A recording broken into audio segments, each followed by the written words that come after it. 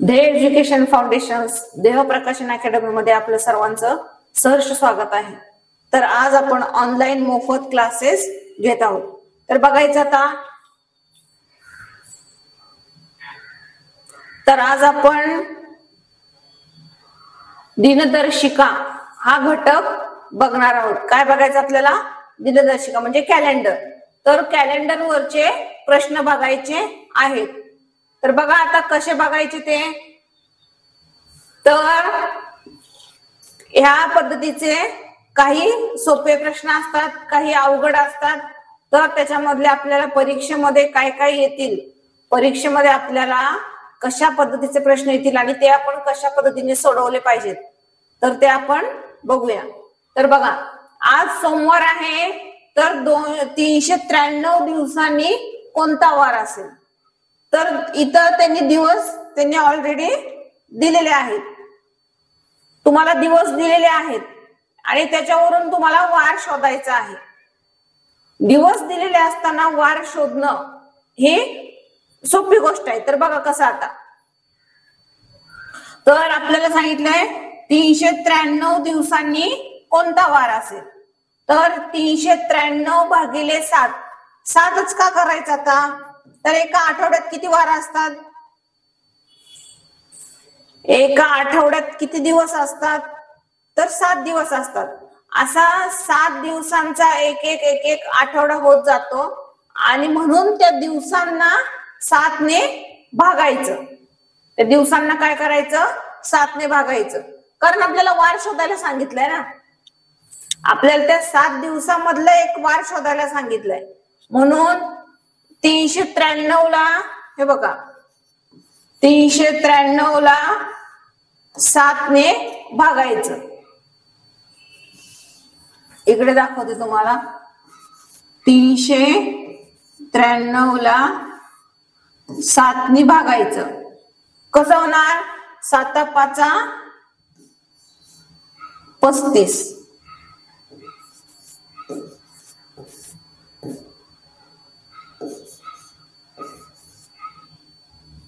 7 5 35 आणि पुढे 7 सकम 42। तर ह्या भागाकारामध्ये हे जे भागाकार आलेला आहे हे महत्वाचं नसतं, महत्वाचे असते बाकी। महत्वाचं काय असतं? बाकी किती राहिली। या प्रश्नामध्ये तुम्ही जेव्हा भागाकार कराल, आपण जर आता 393 भागिले 7 असं जर लिहिलं, तर यामध्ये 56 उत्तर येईल, आहे का नाही? पण 56 उत्तर येतं, पण हे महत्वाचं नसतं। हे 56 उत्तर महत्वाचं, हे उत्तर नाही। ह्याच्यामध्ये बाकी किती आहे हे महत्वाचं आहे, यावरून आपलं उत्तर निघणार आहे।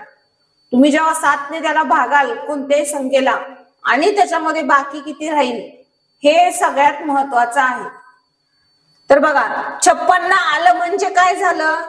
ह्या 393 मध्ये 56 आठवडे बनतील, हो का नाही? एक आठवडा किती दिवसांचा असतो? एक आठवडा 7 दिवसांचा असतो।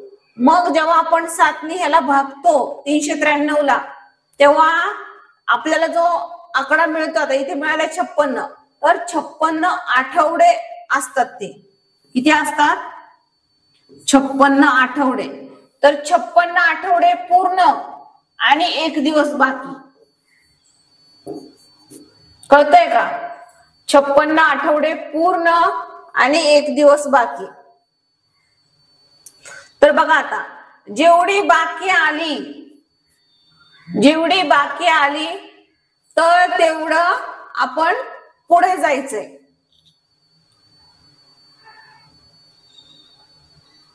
जेवढी बाकी आली तेवढं आपण पुढे जायचंय। आज सोमवार आहे, तर सोमवारच्या पुढे किती वार मोजायचे आहेत? फक्त एक। म्हणजे सोमवारच्या पुढे किती मोजायचंय? फक्त एक। म्हणजे वार कोणता येईल? सोमवार नंतर येतो मंगळवार। कळतंय का? जेव्हा तुम्हाला दिवसांचे काढायला दिवस दिलेले असतील, आधीच दिवस दिलेले असतील तर तेव्हा आपण त्याच्यावरून वार कसा काढायचा, तर अशा पद्धतीने त्याला 7 ने भागायचं आणि जेवढी बाकी येईल, इथे जर बाकी 2 आली असती, 3 4 आली असती, तर काय केलं असतं आपण, 4 दिवस पुढे गेलो असतो. सोमवार, मंगळवार, बुधवार, गुरुवार आणि शुक्रवारवर पोहोचलो असतो.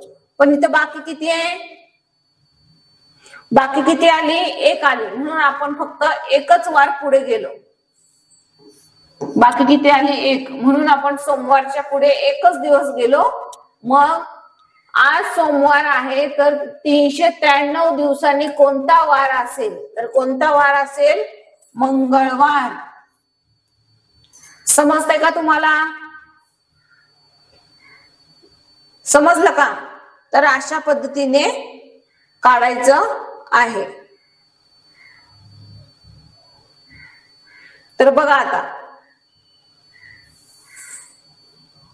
आता तुमच्या परीक्षेमध्ये आता मी शिकवले तसा देखील प्रश्न असणार आहे आणि हे जे मी आता दाखवते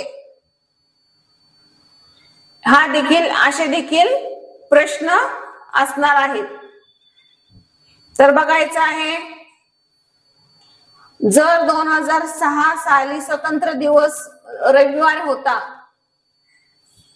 स्वतंत्र दिवस कधी असतो, 15 ऑगस्ट. किती, 15 ऑगस्टला कोणता वार होता, 15 ऑगस्ट 2006. 2006 रोजी कोणता वार होता, रविवार. तर त्यांनी विचारले 2006 सालीच शिक्षक दिन. आता शिक्षक दिन म्हणजे किती, 5 सप्टेंबर. 5 सप्टेंबर 2006 साली कोणता वार असणार, हा प्रश्न आहे.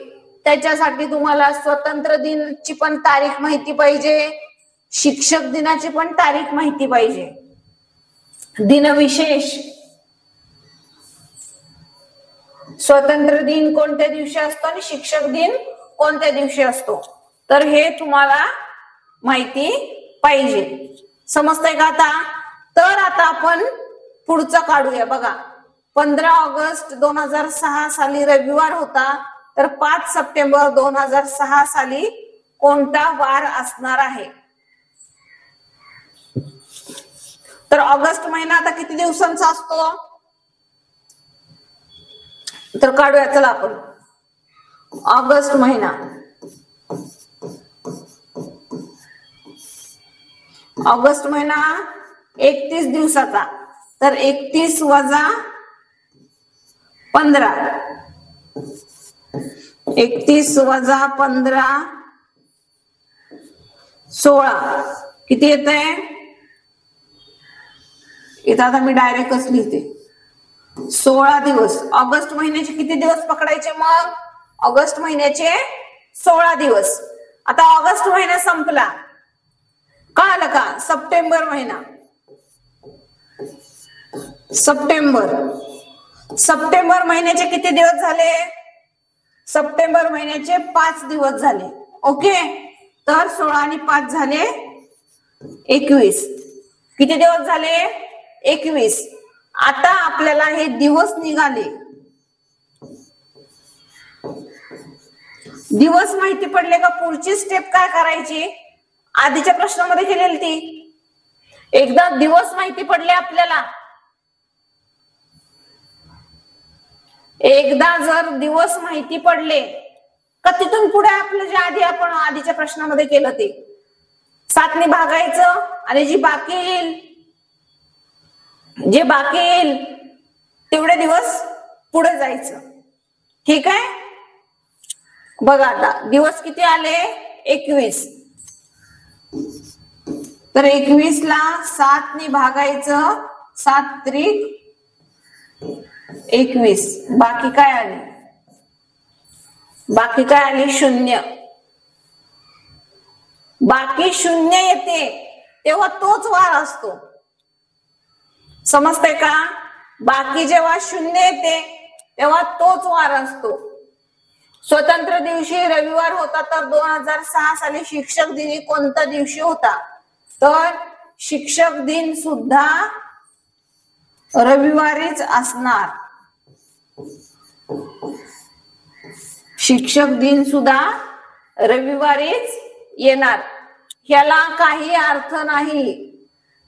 आपला काही खेळ सगळा आहे ना तो हे बाकी राहते ह्याच्यावर, बाकी राहते ह्याच्यावर आहे.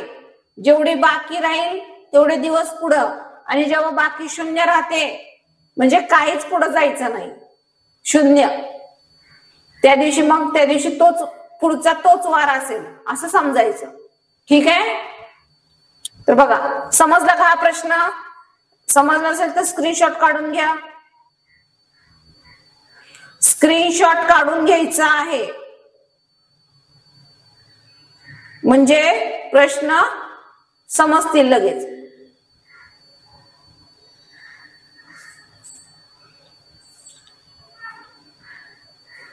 स्वातंत्र्य दिन माहिती पाहिजे 15 ऑगस्ट. शिक्षक दिन 5 सप्टेंबर. ओके, तर ऑगस्ट महिन्यामध्ये किती दिवस? 15 ऑगस्टच्या पुढचे म्हणजे 15 ऑगस्ट सोडून द्यायचा. 31 ऑगस्ट महिना असतो 31चा. 31 वजा 15 येते 16. आणि सप्टेंबर महिन्याचे किती? 5च दिवस ना. मग हे 5च दिवस, ह्या दोघांची ऍडिशन करायची. किती आली बेरीज? 21. एकदा आपल्याला दिवस मिळाले का त्याला 7 ने भागायचं आणि भागून जेवढी बाकी येईल तेवढे दिवस पुढे जायचं. समजलं का? तर बघा आता,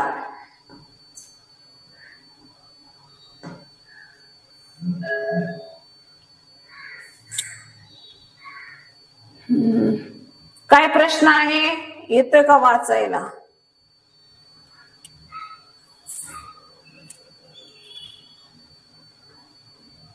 वाचता येतोय? 1 जानेवारी 2005 ला मंगळवार होता असेल तर 1 जानेवारी 2007 ला कोणता वार असेल?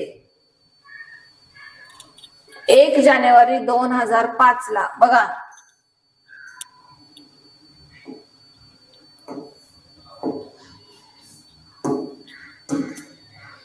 1 जानेवारी 2005 1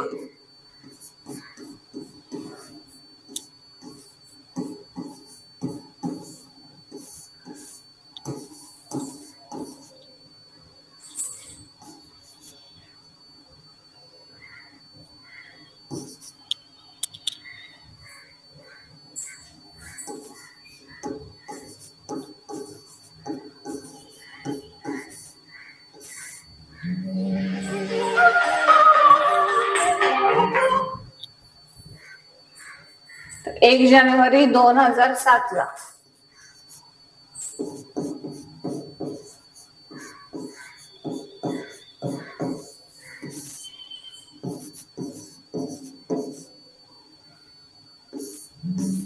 कोणता वार असेल हे सांगितलंय. कोणता वार असेल?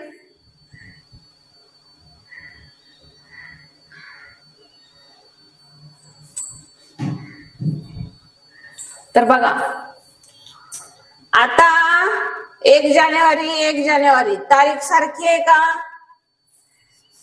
1 जानेवारी तारीख सारखी आहे म्हणजे हे दोन तर कटच करून टाकायचे. या दोघांचा काही संबंधच नाही. जर सेम असेल तर ते बाजूला सारायचे थोडा वेळ.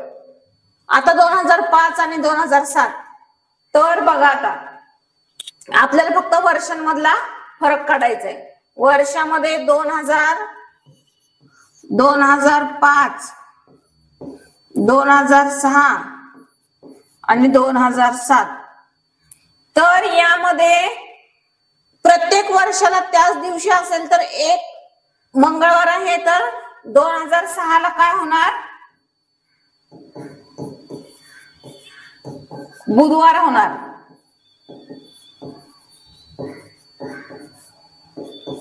2007 ला काय होणार? गुरुवार होणार. तुम्ही आपल्या बर्थडे वरनं पण लक्षात ठेवू शकता. या वर्षी 2024 ला सोमवार आला असेल, या वर्षी म्हणजे 2024 ला सोमवार आला असेल, 2025 ला मंगळवार येईल, 2026 ला बुधवार येईल.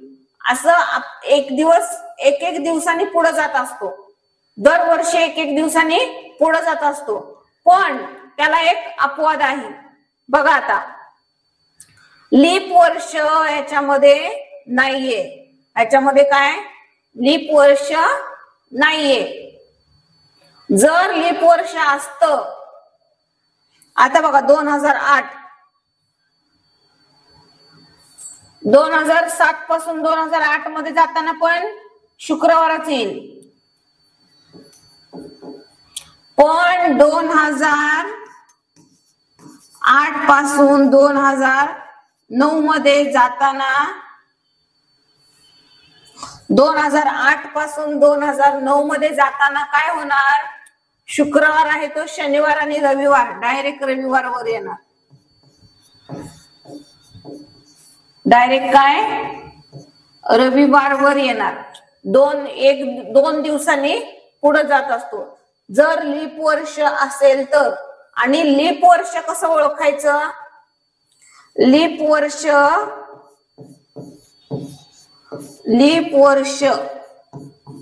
कसे ओळखणार? तर लीप वर्ष आता 2008 आहे, त्याला 4 ने भाग घालवायचा सरळ. 4 पंचे 20, 0 वरून पण 0, मग भाग पण शून्याचा, आणि हे वरून घेतले 8. 4 दुने 8. जातोय का भाग? ह्या वर्षाला 4 ने भाग जातोय का? हो जातोय. म्हणजे ते लीप वर्ष आहे. मग या 2008 लीप वर्ष आहे म्हणून तर ते डबल गेलं. डबल 2 ह्यानी वार पुढे जातो आणि नेहमी एका दिवसाने वार पुढे जातो. तर 2007 ला आता आपण कुठेपर्यंत आलोय बघा.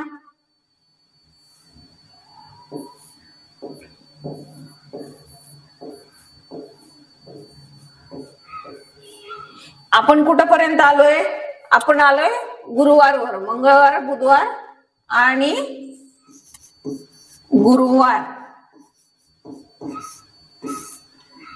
समजते का तुम्हाला? नाहीतर स्क्रीनशॉट काढून घ्या.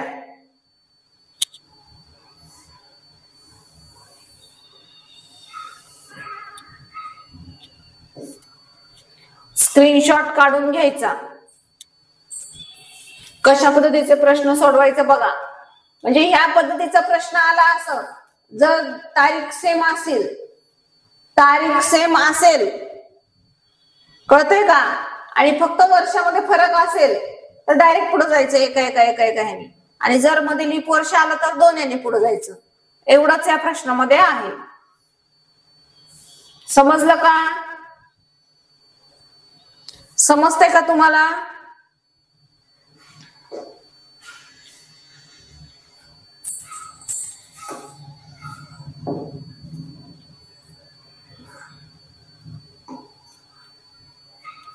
पुढचा प्रश्न.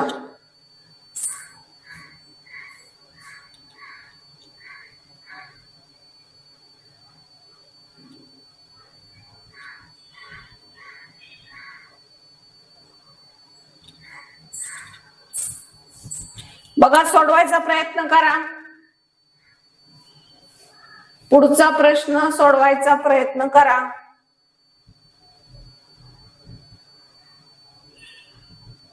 कशा पद्धतीने सोडवू शकता येते बघा. आता 14 ऑक्टोबर, आता इथे तारीख सेम आहे. ऑक्टोबर, 14 ऑक्टोबर तारीख सेम आहे, हो की नाही? तारीख सेम आहे. फक्त 2007 आणि 2009. तर यांच्यामध्ये एक 2009 8 आला आहे आणि इथे 2000. आता बघा लीप वर्ष आलेलं आहे, पण याच्यामध्ये देखील आणखी एक आहे, तुम्हाला मी आता सांगते. बघा लीप वर्ष आहे, पण ते लीप वर्ष कशामुळे येतं? जानेवारी, फेब्रुवारी,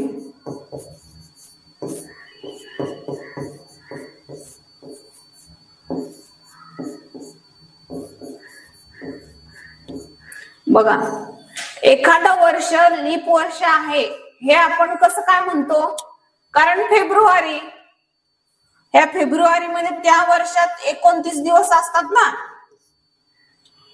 म्हणून ते लीप वर्ष असतं. आणि असं लीप वर्ष 4 वर्षातून 3 वर्षातून एकदा म्हणजे 4थ्या वर्षी येतं, हो की नाही? जर म्हणून ते फेब्रुवारी महिन्यात 1 दिवस जास्त असतो म्हणून त्याला आपण लीप वर्ष म्हणतो. पण जर तुम्हाला विचारलं, आता मी एक सांगते 2008, आता इथे एक तारीख ही दिली, पण इथे जर तारीख दिली असेल जानेवारीची, इथे जर तारीख दिली असेल जानेवारीची, तर सांगितलं जानेवारी 2008, 5, 10, 15, 20, 26 जानेवारी. 26 जानेवारी 2008 ला कोणता वार येईल? इथे 2005 घ्या. 26 जानेवारी, 26 जानेवारी 2005 ला बुधवार आहे. आणि मग 26 जानेवारी 2008 ला कोणता वार येईल असं जर विचारलं असेल तर तुम्ही इथे फसणार. आता यामध्ये लीप वर्षच लागत नाही.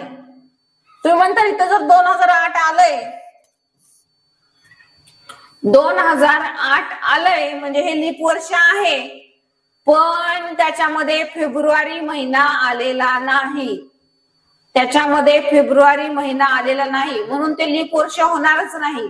जसं आहे तसंच. किती? 5, 6, 7 आणि 8, 3 बुधवार आहे, गुरुवार, शुक्रवार आणि शनिवार. 2008 ला शनिवार येणार. कळतंय का? लीप वर्ष आहे आपण म्हणतो कशावरून?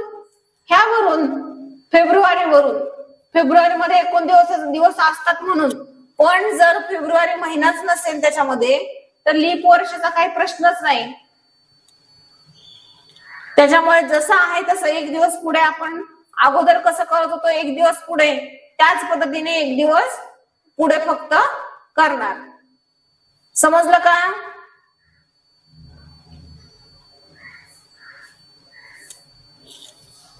तर अशा पद्धतीने करायचं आहे. चला तर मग आता बघूया आपण.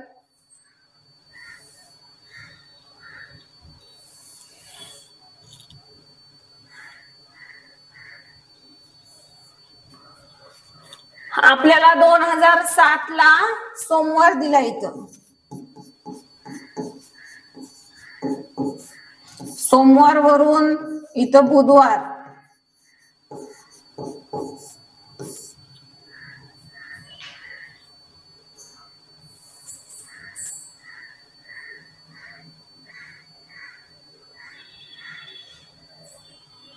इथे बघा लीप वर्ष आहे. फेब्रुवारी महिना 2007 पासून ते 2014च्या ऑक्टोबरला येईपर्यंत लीप वर्ष फेब्रुवारी महिना येऊन जातोय, म्हणून इथेच ऍड करायचं. सोमवार, मंगळवार, बुधवार. इथे काय येणार? बुधवार येणार. इथे काय येणार? बुधवार येणार. आणि बुधवार नंतर डायरेक्ट मग इथे गुरुवार.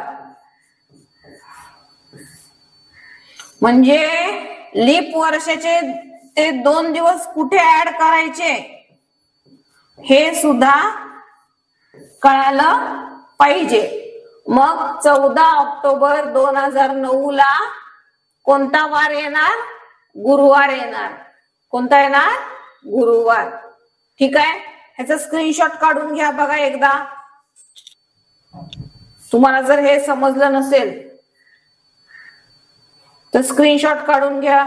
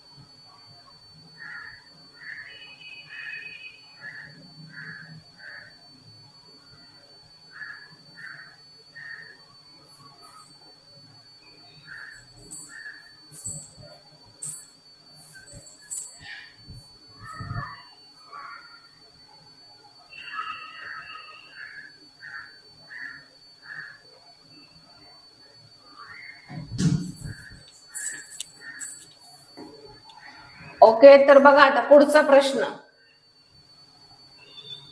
8 मार्च 2003 ला शुक्रवार असेल तर 8 मार्च 2005 ला कोणता वार येईल? बघा, 8 मार्च 2003 ला शुक्रवार, तर 8 मार्च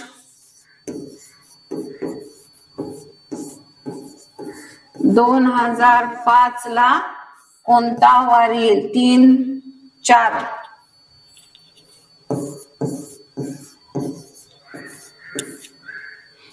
दोन 2004 म्हणजे मध्ये लीप वर्ष आहे. बघा, 2003, 2004 आणि 2005 इथे आहे शुक्रवार. तर 2000 महिना कोणता आहे? मार्च महिना आहे. म्हणजे 2003 पासून 2004 पर्यंत जातानाच आपल्याला फेब्रुवारी महिना लागतो. म्हणजे इथेच आपल्याला 2 दिवस वाढवावे लागतील. शुक्रवार, शनिवार एक सोडायचा, रविवार इथे येणार रविवार, आणि रविवार पासून इथे मग सोमवार. आता शुक्रवार इथे 2003 पासून 2004 पर्यंत जाताना महिना लागला. इथून जातानाच फेब्रुवारी महिना लागला आपल्याला. आपण मार्च पर्यंत जायचं आपल्याला, म्हणजे इथे लागला. जर इथे जानेवारी पर्यंत असतो, जर इथे जानेवारी पर्यंत असतो तर इथे घेतला असते का? इथे दिवस वाढवले असते का आपण? नाही, इथे नसते वाढवले. मग आपण 2005 कडे जाताना वाढवले असते, कारण तिकडे जाताना फेब्रुवारी महिना लागतोय म्हणून तिथे वाढवायचे 2 दिवस. पण आपल्याला इथे जातानाच फेब्रुवारी महिना लागतोय म्हणून इथे वाढवले 2 दिवस. ठीक आहे. तर आपला प्रश्न काय? 8 मार्च 2005 रोजी कोणता वार येईल? तर 8 मार्च 2005 रोजी सोमवार. 8 मार्च 2005 रोजी काय येणार? सोमवार येईल. समजतायत का प्रश्न?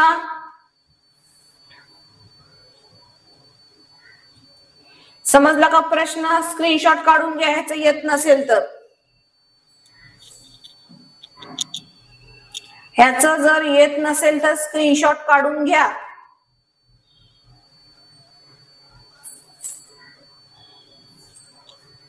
तर बघूया आज आपण काय काय बघितलं.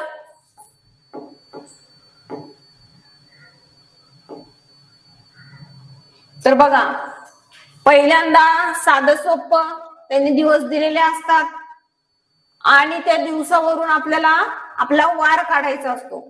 वार कसा काढणार? दिवसाला 7 ने भागायचं. 7 ने भागल्यानंतर ही बाकी महत्वाची नाही, हे उत्तर महत्वाचं नाही. भागाकार आपल्याला महत्वाचं आहे बाकी. बाकी किती राहते? 1.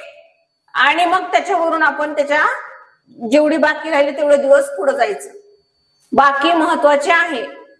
हे कळालं का तुम्हाला? एकदा क्विक रिकॅप सगळा. 2000 साली शिक्षक दिन गुरुवारी होता, तर 2001 साली प्रजासत्ताक दिन कोणत्या दिवशी होता? तर बघा आता 2006 साली स्वतंत्र दिन रविवारी होता, तर 2006 साली शिक्षक दिन कोणत्या दिवशी होतो? तर 15 ऑगस्ट 2006 साली रविवार होता, तर 5 सप्टेंबर 2006 म्हणजे त्याच वर्षी फक्त महिने बदलले, ऑगस्ट आणि सप्टेंबर. तर ऑगस्ट मधले किती 16 दिवस कसे काढले?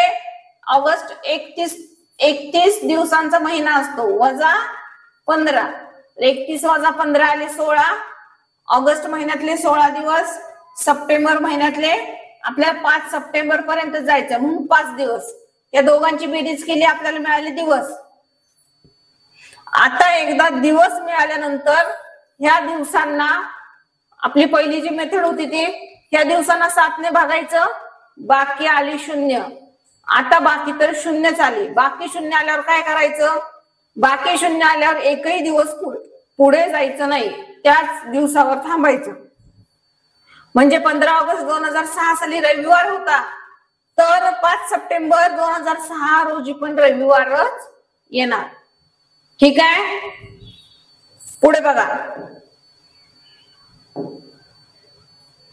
बघा 2005 ला मंगळवार असेल तर 1 जानेवारी 2007 ला किती असेल?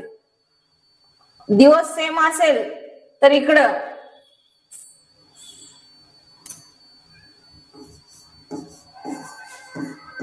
दिवस सेम असेल तर यांच्यामध्ये 2006 म्हणजे ह्याच्यामध्ये काही लीप वर्ष नाही, म्हणजे मंगळवार, बुधवार आणि गुरुवार सरळ एक एक दिवस पुढे गेलो. समजलं का? आणि हा एक प्रश्न, 2007 ला सोमवार असेल तर ऑक्टोबर. आता तारखा सेम असल्या दिल्यात, तारखा सेम नसल्यावर त्याचे महिन्याचे दिवस काढायचे आणि दिवस काढल्यानंतर त्याला 7 ने भागायचं. आता ह्याला 7 ने भागायची गरजच नाही, कारण ह्याच्यामध्ये दिवस काढायची गरजच नाही, कारण तारखा ह्या सेम आहेत. बघा 14 ऑक्टोबर 14 ऑक्टोबर. लीप वर्षाचं तुम्हाला समजवलंय.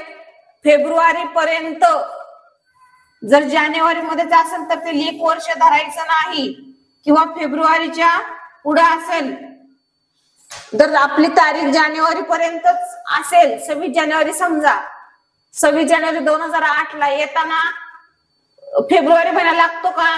फेब्रुवारी महिनाच लागत नाही, म्हणजे ते लीप वर्ष धरायचं नाही. कळतंय का? ते लीप वर्ष धरायचं नाही, कारण फेब्रुवारी महिना लागत नाही त्याच्यामध्ये. मग ते आहे असंच आपलं एक दिवस पुढे तसंच होणार ते. बघा 2003 ला शुक्रवार, 8 मार्च 2003 ला शुक्रवार असेल तर 8 मार्च 2005 ला कोणता वार असेल? बघा 8 मार्च 2003 ला शुक्रवार असेल, मध्ये एक लीप वर्ष लागतं, लीप वर्ष लागतं म्हणून शुक्रवार नंतर शनिवार येतो, डायरेक्ट आपण रविवार घेतला आणि त्याच्यानंतर मग सोमवार घेतला. ठीक आहे, ओके. तर आज आपला दिनदर्शिका हा टॉपिक संपलेला आहे. ओके, थँक्यू, धन्यवाद.